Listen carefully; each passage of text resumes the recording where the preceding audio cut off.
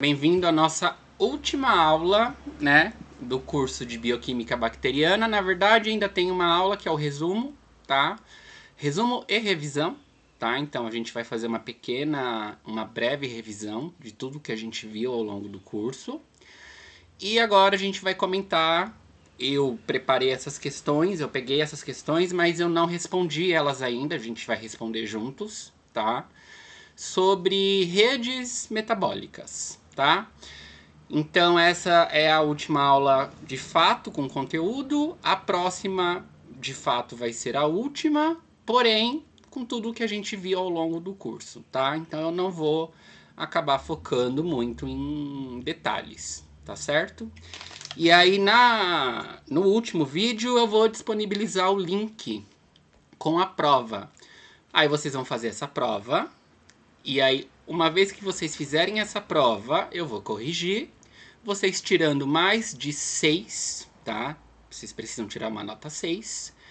Após vocês fizerem a prova, tirarem a nota 6, eu emito a certificação de horas complementares com 16 horas em relação ao curso de Bioquímica Bacteriana, tá? As questões serão dissertativas, bem objetivas, tá? Então, acredito que vocês vão se dar bem. Eu gostaria de lembrar de se inscreverem no nosso canal do YouTube, tá? É importante pra gente que vocês se inscrevam no nosso canal do YouTube. E também gostaria de, se possível, que vocês dessem uma olhadinha no nosso site, tá? O site ele resume bem o propósito, o que é a Backfriends, como nasceu, o que a gente faz, os serviços que a gente oferta, os produtos que a gente tem, né? Por exemplo, os livros, ó. Então, se possível, deem uma olhadinha no nosso site. A gente agradece bastante. Bem, vamos às perguntas sobre redes metabólicas. Então, a primeira pergunta é: papel das enzimas nas redes metabólicas. Qual é a principal função das enzimas nas redes metabólicas? Então, primeira alternativa, A, armazenamento de energia. Não, a gente viu ao longo das aulas nesse curso que o armazenamento de energia é feito pelo ATP, então não pode ser a A. B, regulação do pH intracelular? Não, né? Essa regulação ela é feita de algumas formas. Você pode ter aí o envolvimento de uma enzima ou outra, mas no geral a célula ela tende a regular o pH eliminando substâncias ou absorvendo substâncias ou degradando substâncias, enfim, que acaba envolvendo enzima, né? Mas isso não é o papel principal das enzimas, certo? Então tem que tomar cuidado, não é o papel principal. Papel principal, aceleração de reações químicas, sim. Então, imagina o seguinte, muitas reações químicas que acontecem no metabolismo, elas não aconteceriam naturalmente por conta da termodinâmica, mas elas são forçadas a acontecer por conta das enzimas. As enzimas forçam essas reações a acontecerem. Algumas reações naturalmente aconteceriam, só que poderiam levar aí muito tempo para acontecer. Então imagina o seguinte, você se alimenta, precisa fazer digestão. Para fazer digestão você tem que passar lá pelo seu intestino e tal, e o seu corpo vai liberar insulina para que seja absorvida essa glicose. Imagina se não houvessem as enzimas, quanto tempo seria necessário para produzir insulina? A insulina é uma molécula gigantesca. Então imagina, quanto tempo levaria para os monômeros, né, que formam a cadeia da insulina, quanto tempo levaria se não fossem as enzimas, tá? Então a alternativa correta é a C. Síntese de RNA, bem, tem envolvimento aí de enzima, mas não é o papel principal, tá? O papel principal é acelerar as reações, tá? Integração 2. O que caracteriza a integração de vias metabólicas nas células? Ou seja, o que vai integrar as vias metabólicas dentro da célula? O isolamento completo das vias? Se a gente está falando de integração, aqui nem precisa saber de rede metabólica. Já começa por aí. Só precisa de interpretação. Então, se você isola, como é que você integra? Não tem como. Cooperação entre diferentes vias para otimizar a produção de ATP parece uma opção boa. Vamos deixar ela aí.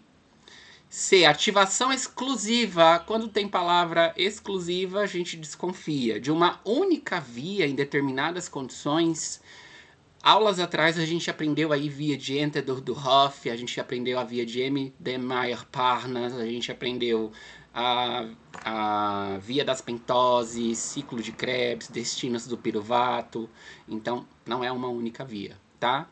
Inibição irreversível de todas as vias do catabolismo. Não, né?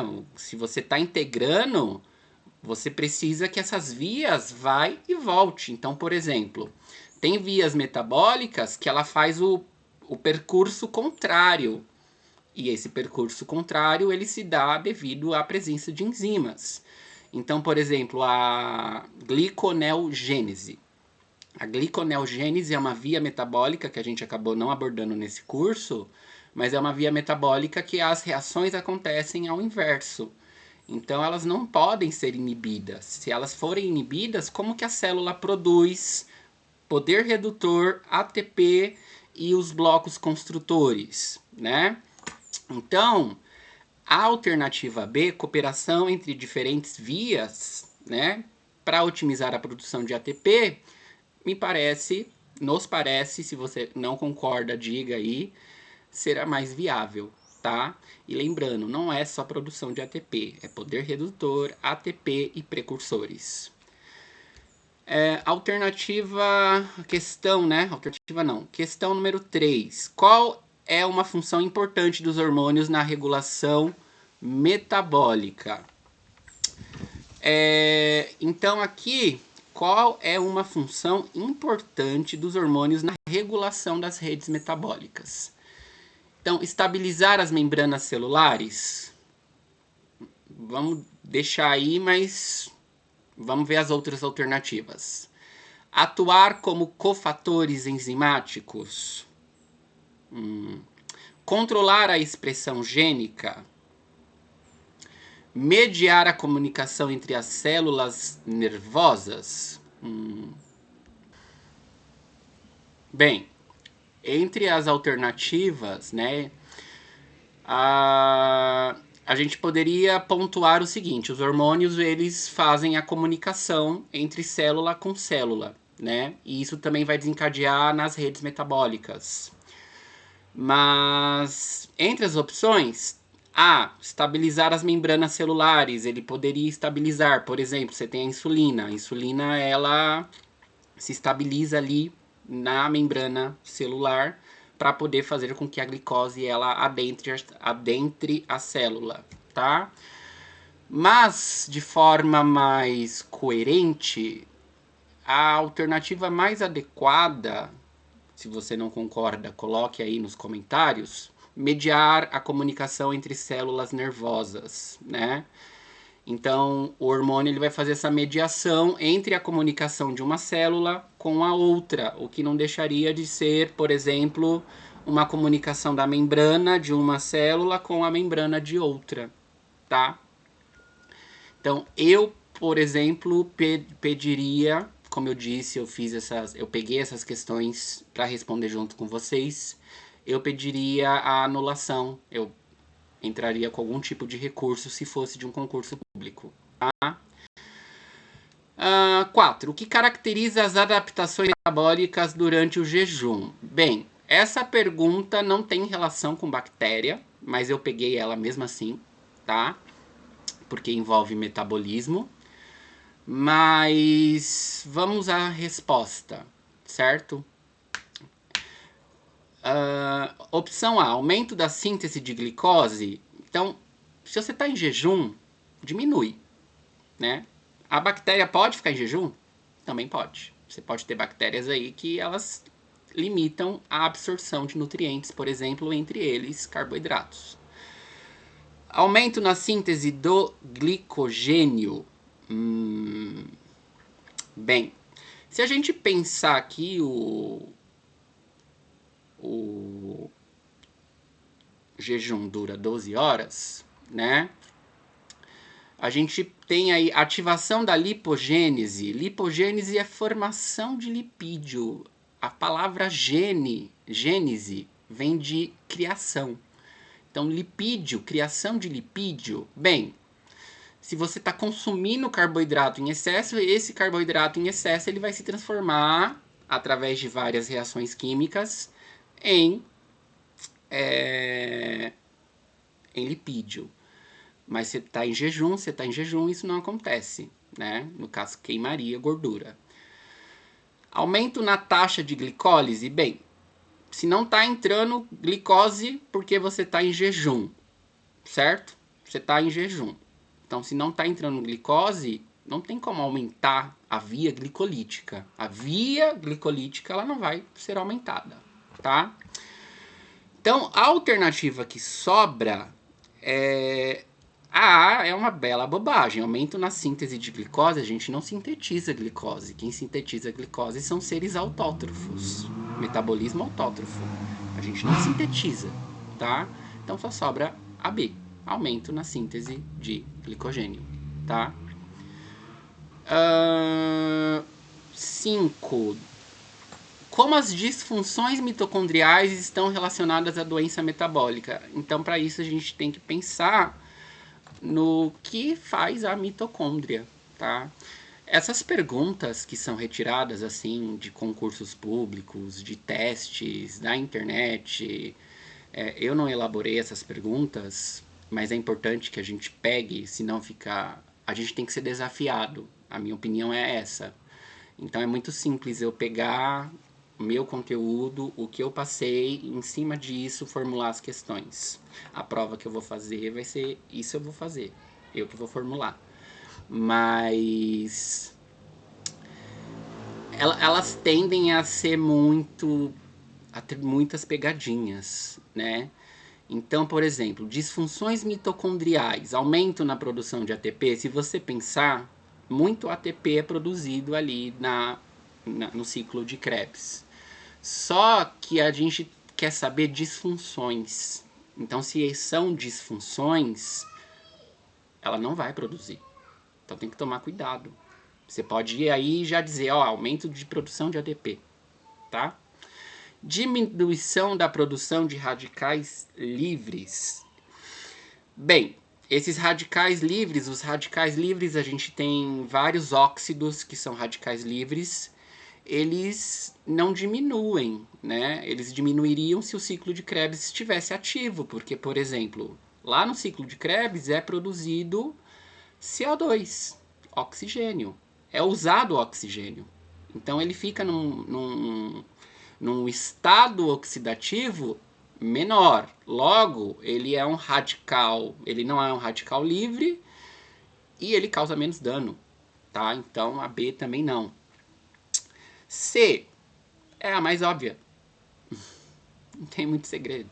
Interrupção do ciclo de Krebs. É a função, né? As mitocôndrias a gente conhece.